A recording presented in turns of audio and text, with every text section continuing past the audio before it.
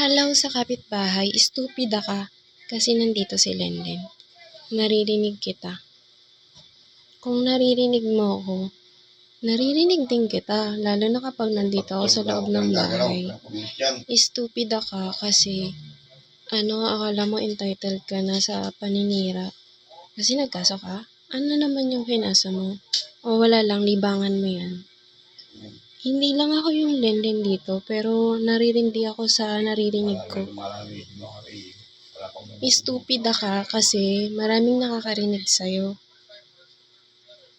So, ako yung kilala nilang Lenlen. So, sino yung iisipan mo ng kalokohan? Si Lenlen. Estupida ka kasi nasa labas ka, nasa loob ako. Kapitbahay kita tapos naririnig mo ako.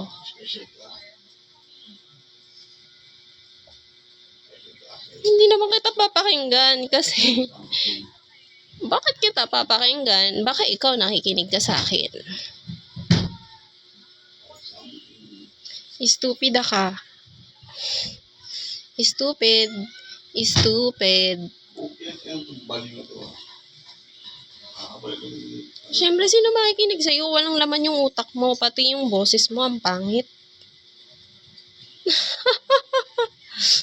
Estupida ka kasi ako si Lenlen. Hindi kung sinong si Lenlen. Estupida ka kasi kapitbahay mo ko, tapos dinig na dinig kita sa loob ng bahay.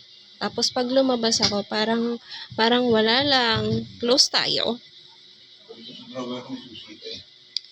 Girl, professional ako, girl lang. Ikaw, kung wala kang pinag-aralan, tapos naninira ka, tapos pinunta mo dun sa halimbawa, nagtatrabaho ako. So, anong iisipin sa akin ng tao? Ayaw kitang kasuhan kasi dahil lang sa sinasabi mo na ganyan. Estupida ka. Ah? Nanginis ka dahil nakakarinig ka? Kasi nagkaso ka eh. Yun yung procedure nila. Estupida ka. Pinipilit mo yung iba na nakasuhan ka o kaya pansin ka. Stupid.